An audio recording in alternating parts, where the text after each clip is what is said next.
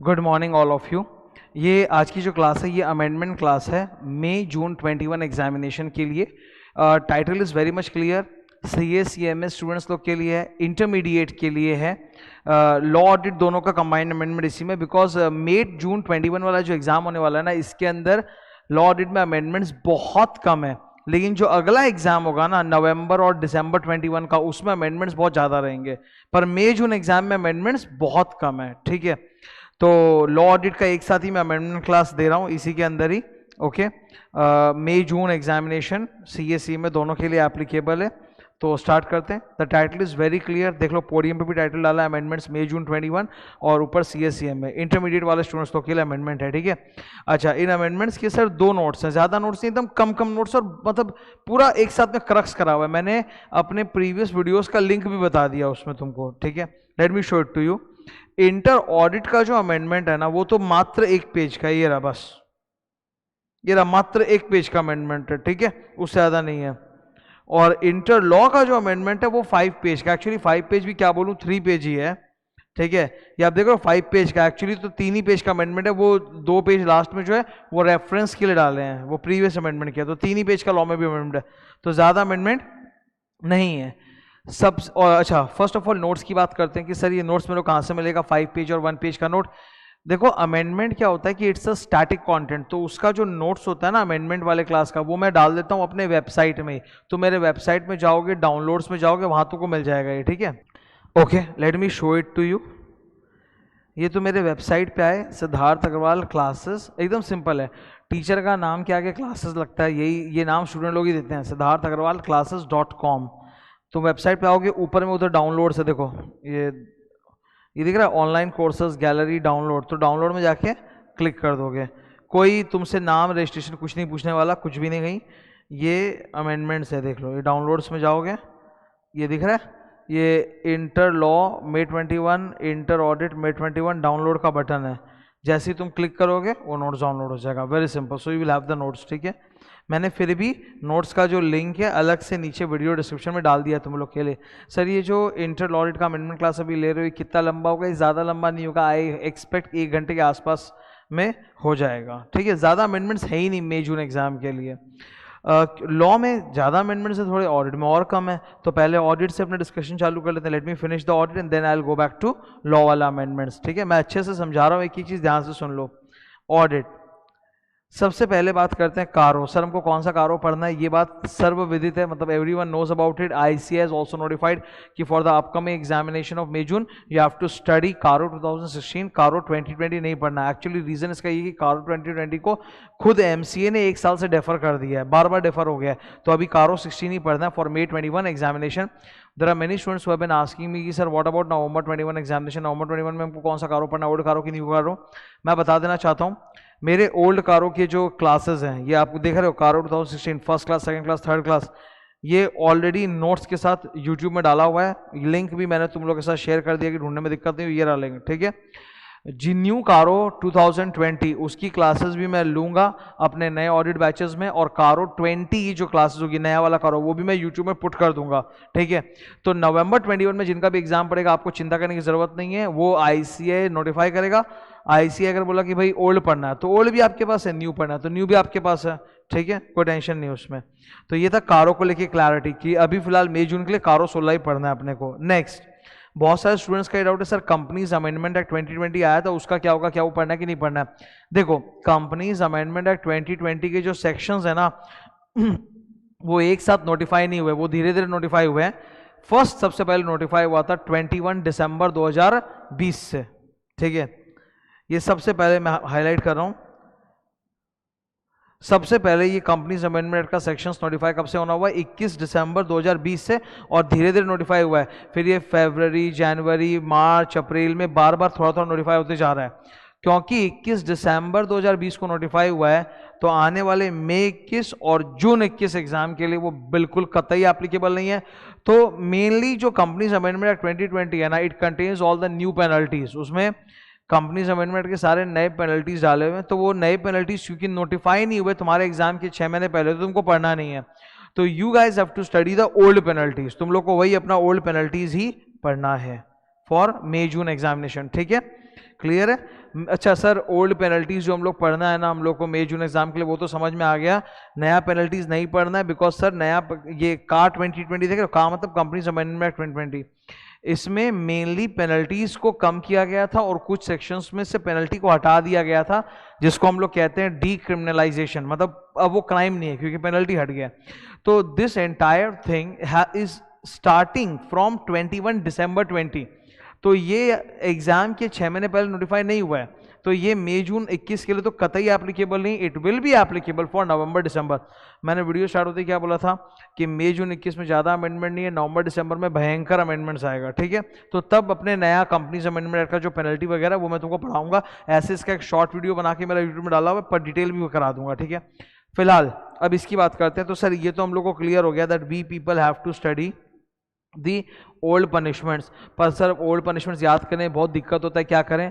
तो मैंने ना पेनल्टी चार्ट बनाए थे इंटर के लिए भी और फाइनल के लिए भी, और मैंने वो यूट्यूब में डाल दिए थे। अभी तुम लोग को मैं लॉ वाला जो अमेंडमेंट क्लास होगा ना, अभी लॉ अमेंडमेंट अभी जस्ट पढ़ाऊंगा थोड़ी देर में, उसमें मैंने अपने पेनल्टी चार्ट का भी लिंक दे दिया है, तो तुम आराम से ओल्ड पेनल्टीज को याद कर सकते हो, कोई दिक्कत नहीं आएगा। नेक्स्ट सेक्शन 143 का 3, ठीक है।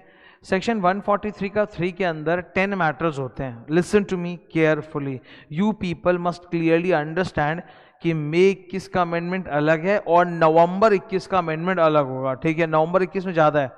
In this same section 143 subsection 3, नवंबर 21 में बहुत ज़्यादा अमेंडमेंट्स है, जो अप्रैल में नोटिफाई किया एमसीए ने, तो वो नवंबर 21 से लगेगा, मई 21 में नहीं लगने वाला, ओके, ये क्लियर रखो, वो नहीं लगेगा तुम्हारे को, बस ये छोटा सा लगेगा 143.3 टुगेदर विथ 197.16। हम सब जानते हैं कि हम लोग को 143 का 3 में 10 मैटर्स पे कमेंट करना पड़ता है, जिसको याद कराने के लिए मैंने क्लास में बोला भी था, बाप ऑफ दीपिका, इस तरह से बोल के मैंने वो 10 मैटर्स याद भी करवाए थे। 143 का 3 में 10 मैटर्स जो हमें पढ़ना पड़ता है, ठीक है। तो अब उसमें एक और मैटर एक्स्ट्रा ऐड होगा, पर वो चीज़ ना सेक्शन 143 के 3 में लिखी हुई नहीं है, वो लिखी हुई है सेक्शन 197 में। और सर सेक्शन नंबर 197 तो फाइनल का सेक्शन है, पर वो अब ऑडिट रिपोर्ट में उसमें आके लिखना पड़ता है। तो ऑल्दो सेक्शन 143 का 3 में वो चीज़ ऐड नहीं हुआ है, पर 197 की वजह से वो यहाँ पे भी अपने को लिखना पड़ता है, वो 10 मैटर के साथ। तो 10 मैटर के साथ अब एक 11वां मैटर ऐड हो गया है। वो 11वां मैटर कौन सा है, ये रहा,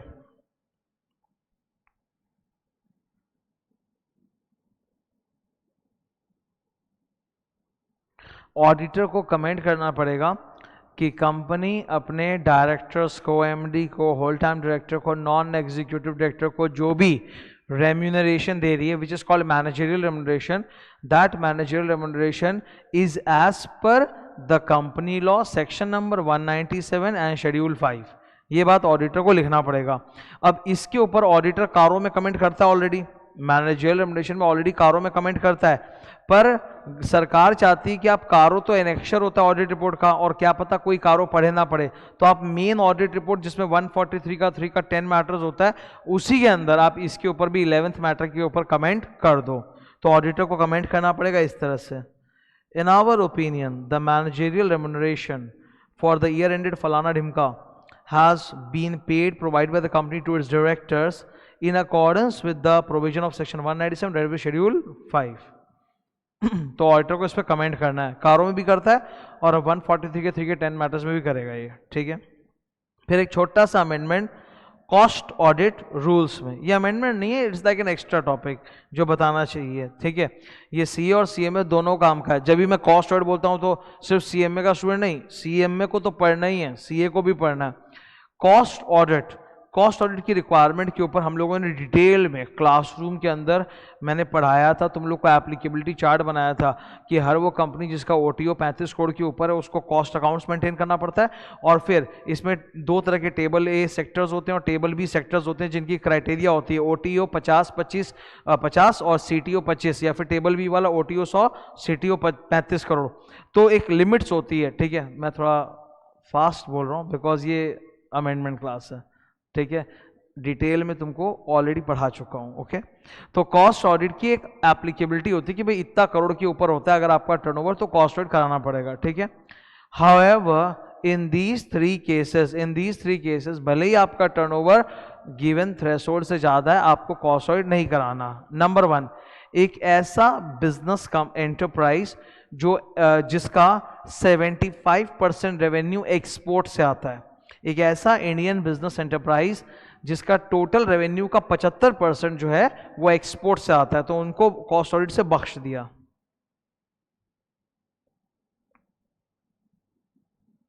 ठीक है, 75% से ज्यादा रेवेन्यू एक्सपोर्ट से आ रहा है तो छोड़ दिया। सेकंड, वो बिजनेस एंटरप्राइजेस जो स्पेशल इकोनॉमिक जोन में लोकेटेड है, स्पेशल इकोनॉमिक जोन का खुद ही मतलब होता है कि वहां पे एक्सपोर्ट होता है, तो वो भी बख्श दिया। थर्ड, कोई कंपनी अगर इलेक्ट्रिसिटी जनरेट कर रही है, इलेक्ट्रिसिटी क्रिएट कर रही है, जनरेट कर रही है, not for selling to outsiders but for its own consumption, company का जो मतलब फैक्ट्री होगा वो कोई रिमोट लोकेशन में होगा, वहाँ बिजली की तारें नहीं जाती होंगी, तो वहाँ कंपनी ने अपना खुद ही इलेक्ट्रिसिटी जनरेशन का प्लांट सेटअप कर लिया है, तो उससे इलेक्ट्रिसिटी का उत्पादन होता है, वो लोग कंज्यूम भी करते हैं, but it is for captive consumption. ठीक है, सेल्फ कंजम्पशन, कैप्टिव कंजम्पशन का मतलब होता है सेल्फ कंजम्पशन, अपने ही फैक्ट्री में यूज कर लेते हैं, बिजली बनाते हैं, तो बोला इनको भी फिर इलेक्ट्रिसिटी के लिए कॉस्ट ऑडिट कराने की जरूरत नहीं है, तो ये 3 जनों को कॉस्ट ऑडिट की जरूरत नहीं है। क्लियर है? सो अपने ऑडिट में sir these are the amendments, पूरा क्लैरिफिकेशन हो गया। अभी मुझे बोलते हुए 10 मिनट हुए और ये अपना ऑडिट का देखो सारा अमेंडमेंट्स खत्म, डन, क्लोज। ओके, हटा रहा हूं, ऑडिट हो गया सर। अब लॉ की बात ही आ गई, चलो लॉ के अमेंडमेंट्स को देखते हैं। ये यहां स्टार्ट हो गया हमारा इंटरमीडिएट लॉ अमेंडमेंट्स। अब हम लोग स्टार्ट कर रहे हैं इंटर लॉ अमेंडमेंट्स CACM में मई जून 21। ठीक है, मैं आपको स्टार्ट करने के पहले बता देता हूं कि देखो मई जून 21 में जो लॉ में अमेंडमेंट्स आएंगे दैट इज वेरी लेस, और नवंबर दिसंबर 21 में जो आएंगे that will be too much. ठीक है, वो बाद में अपने करेंगे, अभी नहीं, अभी तो मई की बात हो रही है, तो एक एक करके मैं डिस्कशन कर रहा हूं। मैंने इसमें बहुत सारे जो मेरे यूजफुल यूट्यूब वीडियोस हैं जो इस अमेंडमेंट से रिलेटेड हैं, उसका भी लिंक्स मैंने शेयर कर दिया है, टाइम स्लॉट भी बता दिया कब क्या देखना है।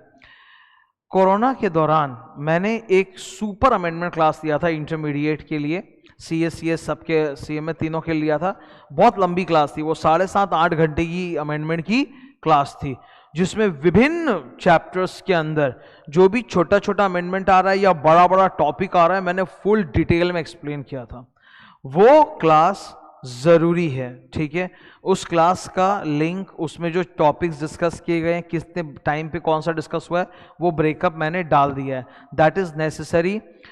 बहुत सारे ऐसे अमेंडमेंट जो मतलब एवरीबडी सेइंग कि ये मई 21 का अमेंडमेंट है, वो एक्चुअली मई 21 का भी नहीं, वो नवंबर 20 का ही अमेंडमेंट था, दैट इज ओल्ड अमेंडमेंट।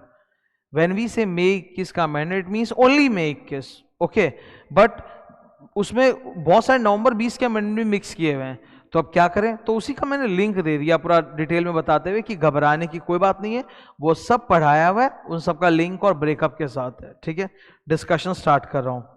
सबसे पहला topic companies amendment act 2020, as I discussed it just now in audit also, कि कंपनीज अमेंडमेंट एक्ट 2020 के पहले सेक्शंस जो वो नोटिफाई हुए 21 दिसंबर को, तो वो मई जून 21 में एग्जाम में एप्लीकेबल नहीं हो सकता, हमें नया पेनल्टीज नहीं पढ़ना, हमें पुराना ही पेनल्टीज पढ़ना है, दैट्स द फर्स्ट पॉइंट। ठीक है, सेकेंड पॉइंट, सर पुराना पेनल्टी भी पढ़ना है तो उसमें हेल्प करो, थोड़ा पेनल्टी चार्ट वगैरह दे दो, दे चुका मैं ऑलरेडी पहले ही यूट्यूब में बना के डाल चुका हूँ, उसका यूट्यूब लिंक ये रहा, नोट्स भी उसके नीचे आपको मिल जाएंगे। Penalty chart for inter law, final law का अलग है, इंटर लॉ का अलग है, पेनल्टी चार्ट पूरा ओल्ड पेनल्टीज का याद करने में बहुत कन्वीनियंट रहेगा।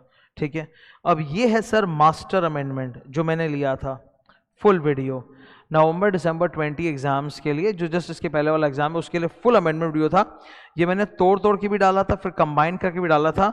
जो आप देख रहे हो यहाँ पे ये कंबाइंड वीडियो का लिंक है जो मेरे यूट्यूब चैनल पे तुमको मिलेगा पूरा, तो वो बहुत लंबा है, 7.5-8 घंटे का, वो देखो ऐसे पूरा टॉपिक वाइज तोड़ा हुआ दिख रहा है आपको, introduction, incorporation, memorandum, prospectus, share capital, deposit. जब तुम वो वीडियो खोलोगे ना तो वीडियो में जो नीचे बार जाता हुआ ना तुम देखोगे वो बार टॉपिक्स में डिवाइडेड है और तुमको टॉपिक का नाम लिखा हुआ दिखाई देगा, टाइमलाइन में तोड़ दिया हूँ मैं। ठीक है, तो उससे क्या है तुमको ट्रेस करने में आसानी हो जाएगा, बिकॉज इट्स 7-8 आवर्स का वीडियो है, तो ट्रेस करने में आसानी होगा, हाँ भाई ये टॉपिक यहाँ पे जाके मुझे देखना है। ओके, तो ये बहुत ज़रूरी है ये प्लीज़ आप गो थ्रू कर लेना, ठीक है, और इनका भी रेफरेंस अभी मैं नीचे यूज़ करूँगा एज एंड व्हेन नीडेड। अब स्टार्ट करते हैं एक एक करके अमेंडमेंट जो आए हैं, ठीक है। सबसे पहला अमेंडमेंट,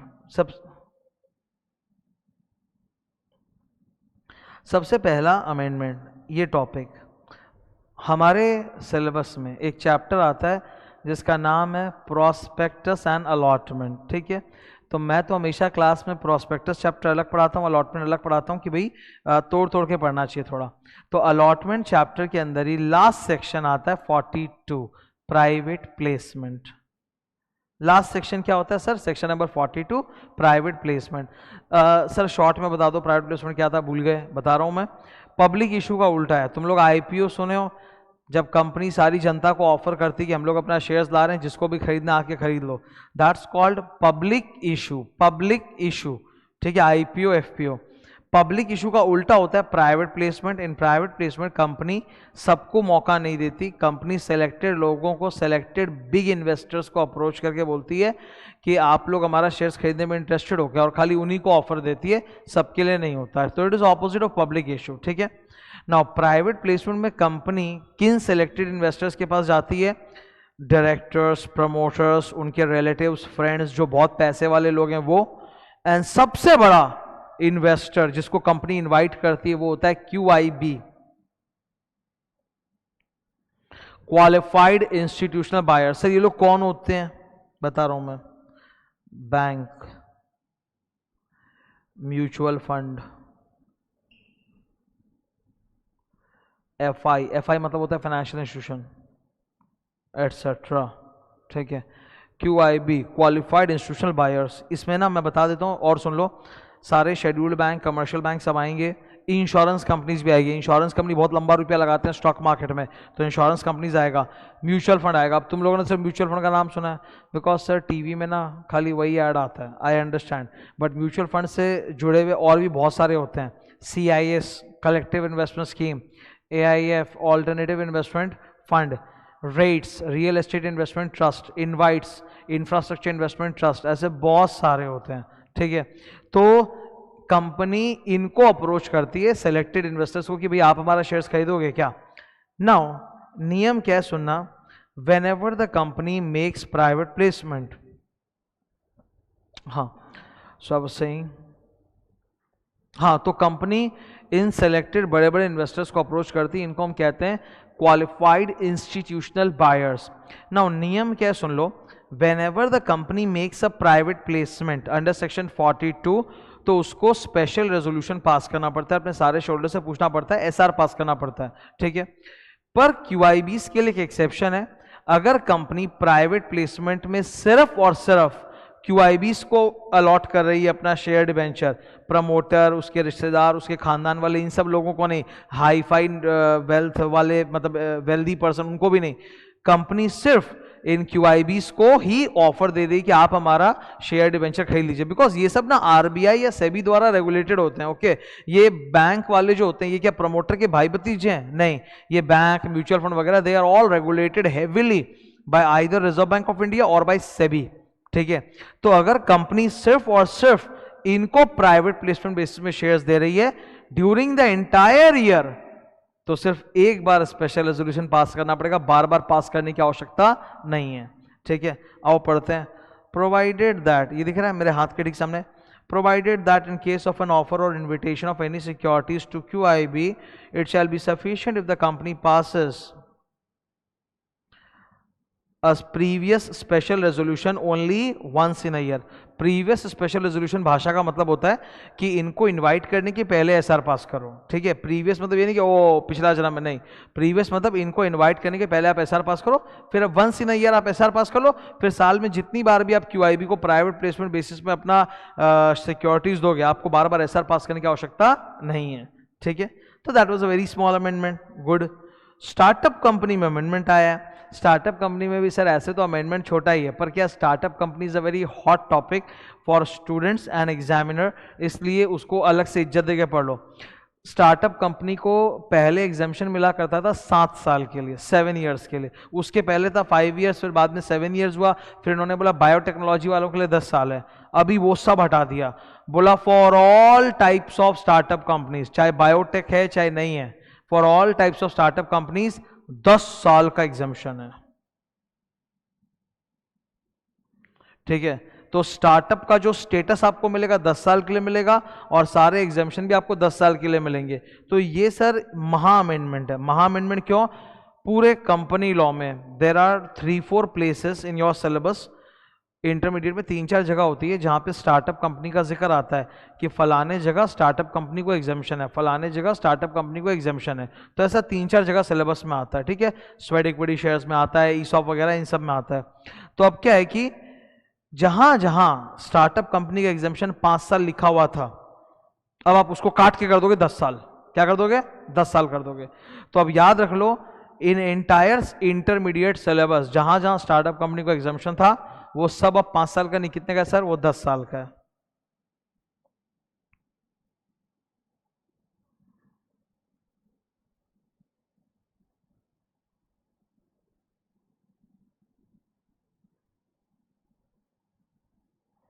ठीक है, हर जगह कंपनी लॉ का जो एग्जामिशन आएगा, कंपनी लॉ में स्टार्टअप का एग्जामिशन आएगा, वो 10 साल के लिए होगा। That is the first thing. Next thing, पहले स्टार्टअप कंपनी के टर्नओवर पे रिस्ट्रिक्शन था कि एक साल में उनका टर्नओवर 25 करोड़ से ज़्यादा नहीं हो सकता। ठीक है, वो हट गया, अभी उसको बढ़ा के 100 करोड़ कर दिया है। मतलब स्टार्टअप कंपनी का 10 साल तक एग्जामिशन है, तो 10 सालों तक उसका जो हर साल का टर्नओवर है वो 100 करोड़ पार नहीं होना चाहिए। ठीक है, तो लिमिट बढ़ गई है, अब वो हो गई है 100 करोड़ पर एनम। ठीक है, नेक्स्ट, ये स्टार्टअप कंपनी के लिए जो पहले एप्लीकेशन देना पड़ता था वो DIPP को जाता था, अब वो DIPP को नहीं जाएगा, DPIIT को जाएगा। तो DIPP का नाम चेंज हो गया है। DIPP पहले होता था department of industrial policy and promotion, वो बदल गया। उसके बाद नया नाम आया है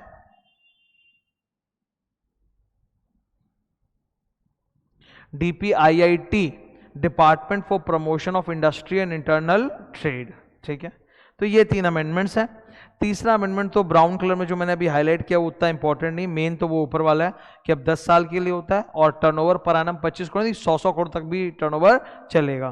that's a great amendment. Okay, next section 71, ये डिवेंचर के ऊपर होता है। किसके ऊपर होता है सर? ये डिवेंचर। अरे 3 पेज का अमेंडमेंट, ज़्यादा नहीं है, कोई थकने की जरूरत नहीं, एकदम आसान है, अभी हो जाएगा, ज़्यादा चिंता मत करो। अभी 22 मिनट हुआ है ना, देखना 1 घंटा भी नहीं जाएगा। सेक्शन 71 ये क्या होता है सर? ये डिवेंचर्स के ऊपर होता है। ठीक है, डिवेंचर्स नाउ डिवेंचर्स में पहले ही अमेंडमेंट एक बहुत बड़ा आ चुका है, DRR DRF, debenture redemption reserve, debenture redemption fund. ये मैंने बहुत डिटेल में पढ़ाया है अपने अमेंडमेंट वीडियो में। वो जो ऊपर एक अमेंडमेंट वीडियो का लिंक दिया था ना, वो यही वाला है। उसमें 3:31 पर डिवेंचर टॉपिक का डिस्कशन चालू होता है। उसी में अंदर आप देखोगे DRR और DRF का जबरदस्त एक्सप्लेनेशन डाला हुआ है। मैंने रेफरेंस के लिए वो नोट्स भी डाल दिए हैं 4th पेज में। देखो ये देख रहे हो, DRR DRF रूल नंबर 18, ये मैं पूरा पढ़ा चुका हूं। ये मैं पूरा अपने प्रीवियस अमेंडमेंट वीडियो में एकदम विस्तार से, प्रेम से, धीरे धीरे समझा के, गा के पढ़ा चुका हूं। ठीक है, ऑलरेडी। इसी के अंदर एक छोटा सा अमेंडमेंट आया है कि लिस्टेड कंपनी जब प्राइवेट प्लेसमेंट बेसिस पर, ठीक है, करती थी ये प्राइवेट प्लेसमेंट, तो सॉरी प्राइवेट प्लेसमेंट बेसिस पे जब डिबेंचर इशू करती थी, लिस्टेड कंपनी जब प्राइवेट प्लेसमेंट बेसिस पे, यहां पे इन दो में डिबेंचर इशू करती थी, तो उसके रिडेम्पशन के लिए उनको DRF क्रिएट करना पड़ता था। How much DRF, debenture redemption fund? Answer था 15%। ठीक है, तो लिस्टेड कंपनी जब प्राइवेट प्लेसमेंट बेसिस पे डिबेंचर इशू किया करती थी, तो उसमें उसको DRF क्रिएट करना पड़ता था 15%। वो बढ़ गया है, अब वो NA हो गया, not applicable. Public issue of debentures के केस में अभी 15% DRF है, पर प्राइवेट प्लेसमेंट केस में वो 15% हट गया, नॉट एप्लीकेबल हो गया। ठीक है, ये वाला जो पोर्शन है ये तुमको, और अगर तुम DRR DRF मेरे से पहले ही पढ़ चुके हो, देख चुके हो, तब तो ये तुमको अभी समझ में आ चुका, बात खत्म। लेकिन अगर तुमको नहीं समझ में आ रहा तो इसका मतलब तुमने DRR DRF का वीडियो अभी तक देखा नहीं है, भूल गए हो। तो प्लीज मैंने उसका लिंक दिया है ना नोट्स में अभी तुमको, तो जाके देखना, पूरा समझना, फिर ये आना 1 सेकंड में ऐसे हो जाएगा। ठीक है, ये येलो कलर दिख रहा है, ये नीचे लिंक दिया है मैंने इसका, देखो नीचे पढ़ो, The requirement of 15% DRF in case of private placement of debentures has been removed with effect from 5 जून 2020 हट गया, ठीक है। तो ये 4th और 5th पेज खाली रेफरेंस के लिए था, इसी के लिए। Back to the beginning, okay, ये रहा, तो ये करा दिया, ये रहा, देखो कि वो 15% वाली बात प्राइवेट प्लेसमेंट वाले पोर्शन से अब हट चुकी है। डन है सर? हाँ सर डन है। फिर नेक्स्ट सेक्शन 2 का 31, sir what is that? That is the definition of deposits. Deposit का डेफिनेशन बहुत बड़ा है, मतलब वाइड है, मतलब 3 लाइन का ऐसे, पर बहुत वाइड है। बोलते हैं any receipt of money whether in the nature of loan और डिपॉजिट और अदरवाइज, ठीक है, is considered as deposit except the exclusions given in rule number 2 का 1, ठीक है। तो रूल नंबर 2 का 1 का सी में डिपॉजिट, ऐसे तो डिपॉजिट में बोलता है सब कुछ आ गया, कंपनी को कहीं से भी पैसा मिला बोला डिपॉजिट है, ठीक है। हाउएवर सेक्शन नंबर, ये सॉरी, डिपॉजिट्स के जो रूल्स होते हैं उसमें 2 का 1 में एक्सेप्शंस दिए हुए हैं बहुत सारे, ठीक है। 2 का 1 का सी में, 2 का 1 का सी में बहुत सारे एक्सक्लूजन्स हैं कि ये सब को हम लोग डिपॉजिट नहीं मानते हैं, इनसे जो पैसा आ रहा है इसको अपने डिपॉजिट नहीं मानते हैं। तो इसका फुल डिस्कशन अपने वो प्रीवियस अमेंडमेंट वीडियो में किए भी थे, ये रहा वही वीडियो, उसका टाइम लिंक भी दे दिया, ठीक है। अब उसी में कुछ और आइटम्स ऐड हो गए हैं, ठीक है। There are certain more items added, few more items have been added to the exclusion list under rule 2 का 1 का सी। अगर किसी कंपनी को चिट फंड से रुपया मिल रहा है तो उसको डिपॉजिट नहीं माना जाएगा। Chit fund is separately regulated by the chit fund act of every state. तो चिट फंड से अगर कंपनी को कोई रुपया मिला है तो उसको डिपॉजिट नहीं मानेंगे। नाइस। फिर जो बड़े बड़े वो QIBs होते हैं ना, अभी मैंने नाम लिया था, म्यूचुअल फंड जैसा और भी होता है, कलेक्टिव इन्वेस्टमेंट स्कीम, इन्होंने अगर कंपनी में इन्वेस्ट किया है, रुपया दिया है कंपनी को, तो वो भी डिपॉजिट नहीं माना जाएगा। AIF, VCF, ये सब का फुल फॉर्म अंदर डाला हुआ है, अंदर लिखा हुआ है alternative investment fund, venture capital fund. Just look at this. Invites का होता है इंफ्रास्ट्रक्चर इन्वेस्टमेंट ट्रस्ट, रेट्स होता है real estate investment trust, MF मतलब म्यूचुअल फंड। इन लोगों ने अगर कंपनी को पैसा दिया है तो वो भी कंपनी के लिए डिपॉजिट नहीं है। तो 3 आइटम, तो अभी इसमें चार जो आइटम ऐड हुए हैं, ये 14 से लेकर 18, इसमें 3 तो मैं समझा दिया कि भाई चिट फंड से, कलेक्टिव इन्वेस्टमेंट स्कीम से, तमाम अलग अलग तरह के ये mutual fund, venture capital fund, AIF, rates, invites, इनसे जो पैसा कंपनी को मिल रहा है, दैट्स ऑल्सो नॉट डिपॉजिट। अब एक नया और है, ये वाला, ये सबसे इंपॉर्टेंट अमेंडमेंट है क्योंकि स्टार्टअप कंपनी पे इनका अटैक हो सकता है, ठीक है। अगर कोई स्टार्टअप कंपनी कन्वर्टिबल नोट, मेरे को पहले सुन लेना, मैंने सब लिख के दिया, मैं सब एक्सप्लेनेशन वगैरह डाला हूं तुम्हारे लिए, ये एक्सप्लेनेशन मैंने तुम्हारे लिए डाला बना के पूरा, ताकि तुमको दिक्कत नहीं हो, ठीक है। तो सब लिखा हूं, please listen to me. Suppose हम लोग एक स्टार्टअप कंपनी है, ठीक है, हमें 10 साल का एग्जाम्पशन है। अगर startup company convertible note issue करती है टू एनी पर्सन, किसी पर्सन को कंपनी ने कन्वर्टिबल नोट इशू किया, ठीक है। कन्वर्टिबल नोट क्या होता है sir? It is like a debt instrument. Convertible debenture समझते हो, वैसा ही है। It is like a convertible debt instrument जो 10 साल के अंदर ही ऑप्शन है कि या तो वे व्यक्ति आके कंपनी से रिडीम करवा सकता है, बोलता है कि कन्वर्टिबल नोट का पैसा दे दो मेरे को, या फिर वो उसको इक्विटी शेयर में कन्वर्ट करवा सकता है। इट इज कन्वर्टिबल का मतलब चाहे तो वो इक्विटी शेयर में कन्वर्ट भी हो सकता है, ठीक है। मान लो कि मैं एक स्टार्टअप कंपनी हूं, मैंने 40 लाख रुपए का कन्वर्टिबल नोट, 40 लाख रुपए का कन्वर्टिबल नोट रमेश को दिया था, ठीक है। और मैंने बोला था आपके पास 10 साल का मौका है। इसका मतलब है 10 साल के अंदर वो आके, 10 साल बाद हम लोग आपको पैसा देंगे या कन्वर्ट करेंगे, तो 10 साल बाद वो आके हम लोग को बोल सकता है कि हमको या तो 40 लाख रुपया दे दो, या फिर वो चाहे तो 40 लाख का इक्विटी शेयर स्टार्टअप कंपनी का ले सकता है। It is his choice. So यहां क्या बोला है? Any convertible note of 25 lakh रुपया और मोर, मैंने तो 40 लाख का दिया था, ठीक है, received by a startup company, amount received 40 lakh अपने को मिला, by way of convertible note, हमने कन्वर्टेबल नोट इशू किया था उनको। Convertible note is a debt instrument which is eight the option of the investor, या तो वो उसको का पैसा ले सकता है, रीपे करवा सकता है लास्ट में, या वो उसको इक्विटी शेयर में कन्वर्ट करा सकता है with in a period of 10 years in a single tranche, एक ही शॉट में, तोड़ तोड़ के 50 पैसा नहीं है, 40 तक एक बार में आया था, फ्रॉम अ पर्सन। ठीक है, सो कन्वर्टेबल नोट का मतलब यहाँ नीचे तुम्हारे लिए लिख भी दिया है, वही जो मैं बोला वही है। तो if a startup company has issued convertible note to a person of the value of 25 lakh rupees और more which is either repayable और convertible within a period of 10 years at the option of the person, then उसको भी हम लोग deposits नहीं मानते हैं। ठीक है, तो डिपॉजिट्स का डेफिनेशन तो बहुत बड़ा है, उसमें बहुत सारे एक्सक्लूजन होते हैं, 4 नए एक्सक्लूजन ऐड हुए, वो अभी मैंने तुम्हारे साथ डिस्कस कर दिया। ठीक है, नेक्स्ट है, नेक्स्ट ना एक चुन्नू सा अमेंडमेंट है, छोटा सा अमेंडमेंट है, एक्सट्रैक्ट ऑफ एनुअल रिटर्न।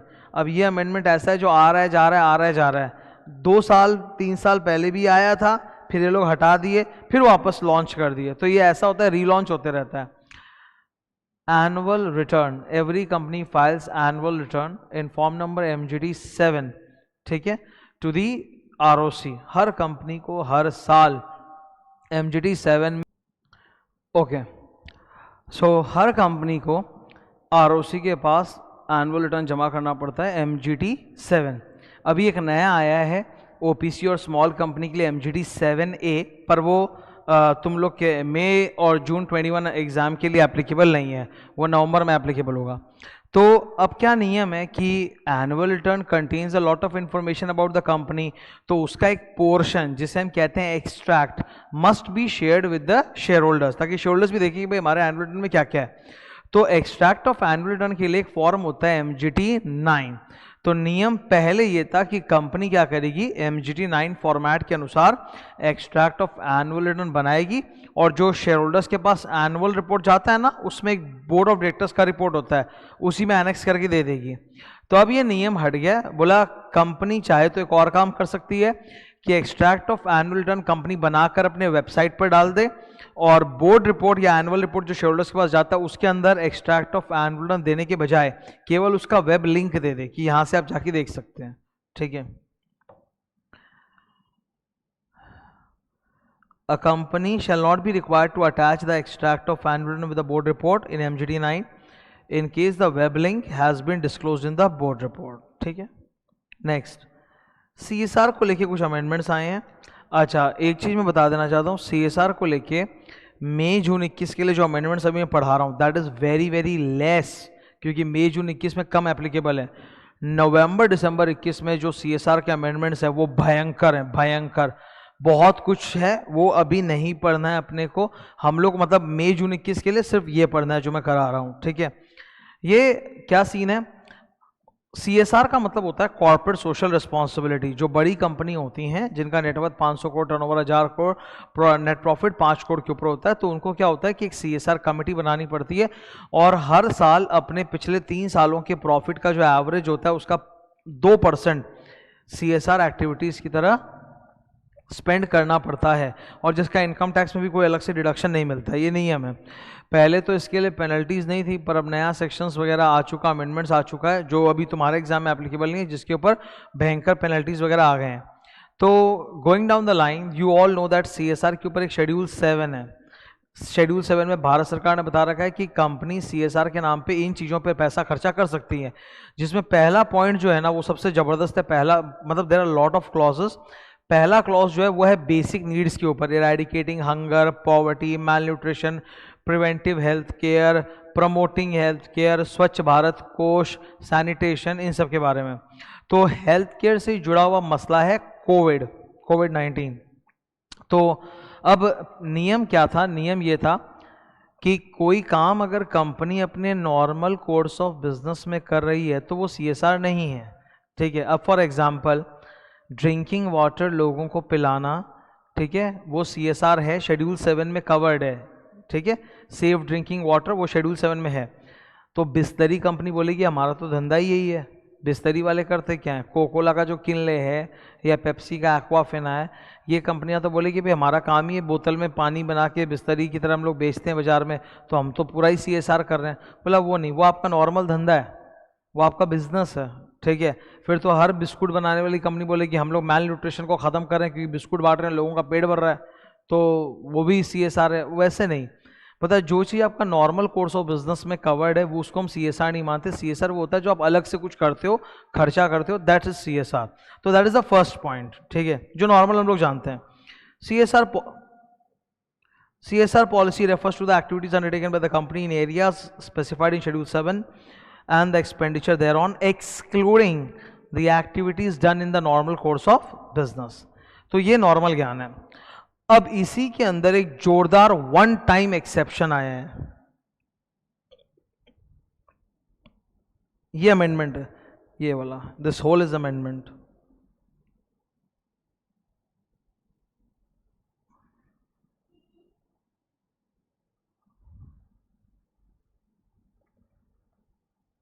सरकार ने एक वन टाइम एक्सेप्शन क्रिएट किया फार्मास्यूटिकल कंपनीज के लिए। अब आपको तो पता है कि तमाम तरह की जो फार्मास्यूटिकल कंपनीज है उनका काम क्या है, मेडिसिन प्रोवाइड करना, वैक्सीन प्रोवाइड करना, तो वो तो हेल्थ केयर में आ गया।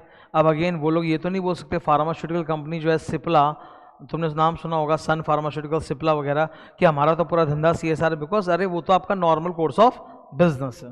क्लियर बात है।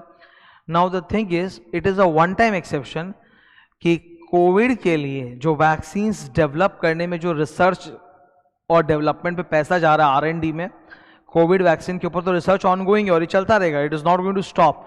एक वैक्सीन आएगी, दूसरी आएगी, तीसरी आएगी, चौथी आएगी, उसका नया नया वर्जन आएगा, एडिशन आएगा, it is never going to stop, because जिस तरह से वायरस अपने आप को म्यूटेट करेगा वैक्सीन को भी चेंज करना पड़ेगा, ठीक है। जैसे तुम्हारे लैपटॉप में जो एंटीवायरस सॉफ्टवेयर होता है वो भी तो अपडेट होता है ना, वैसे ही।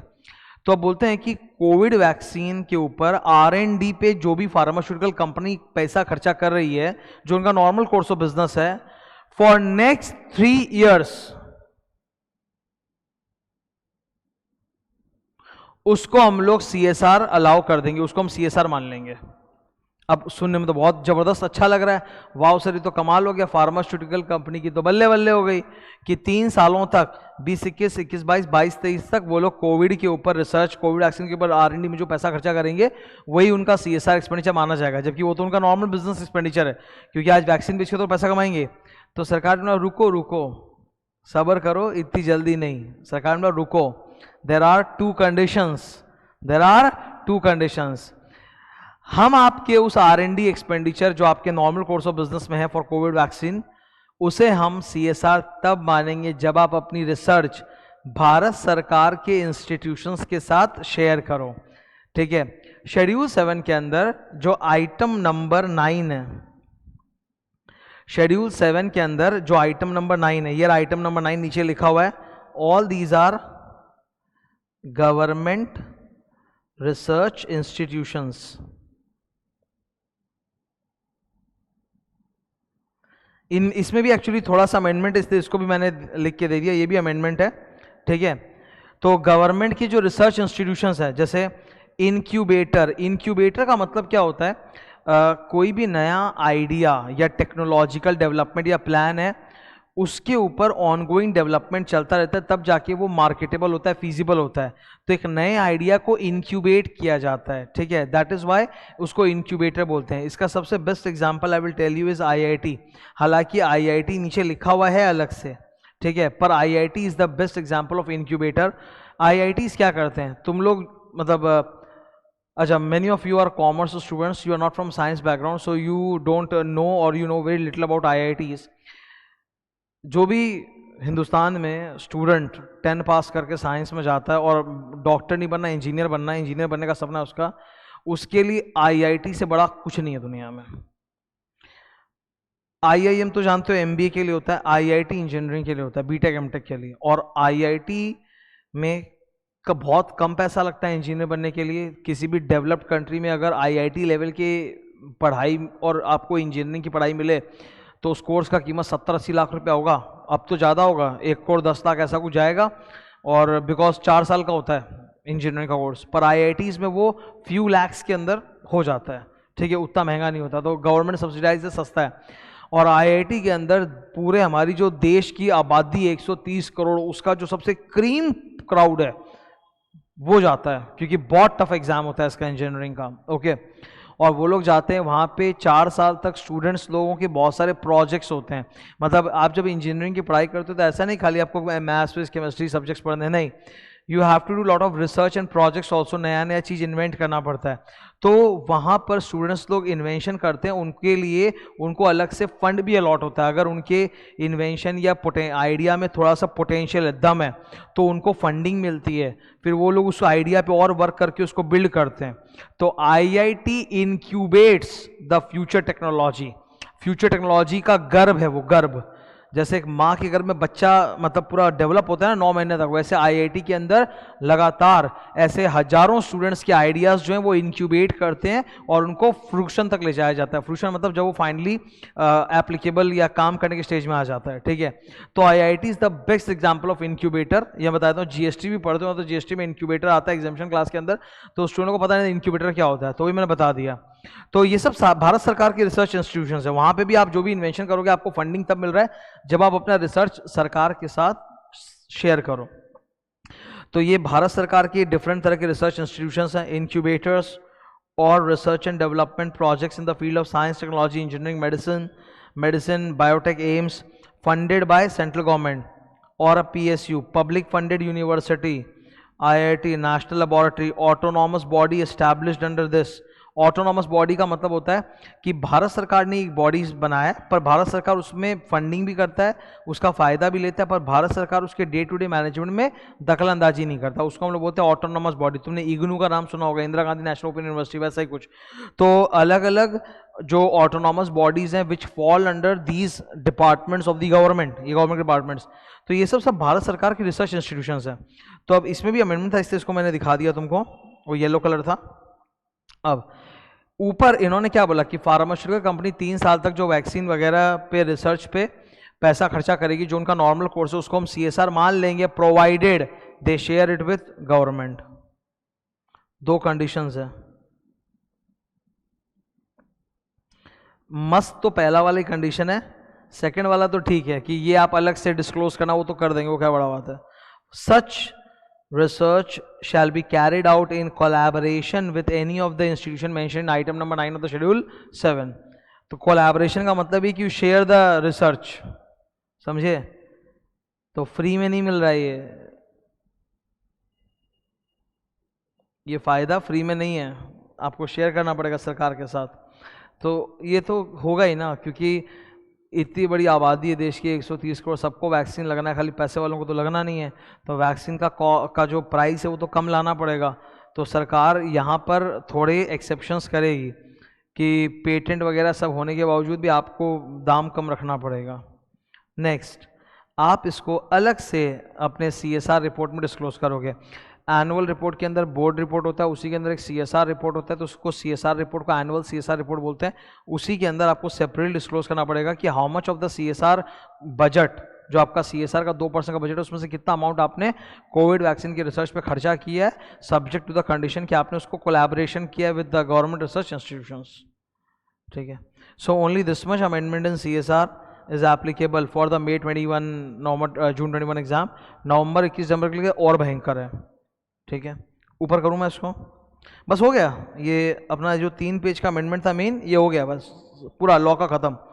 और ये तो मैंने तुम लोगों को दिखाया कि इसमें कोई 15% हट गया है, प्राइवेट प्लेसमेंट वाले केस में, पब्लिक इशू में नहीं हटा है। तो that ends our discussion on inter law amendments also, ठीक है। तो ख़त्म होता है यहाँ पे अपना अमेंडमेंट। अभी मुझे पढ़ाते हुए यहाँ अप्रॉक्सीमेटली 45 मिनट्स कुछ हुआ है, और देख लो इंटर का, लॉ का भी, ऑडिट का भी टोटल अमेंडमेंट्स खत्म है। और लिंक्स आर गिवन, नोट्स का, वेबसाइट का जो लिंक है डाउनलोड में वो भी डाल दिया मैंने नीचे तुम्हारे लिए, तुम देख सकते हो, ठीक है। It will be useful for you. Thank you.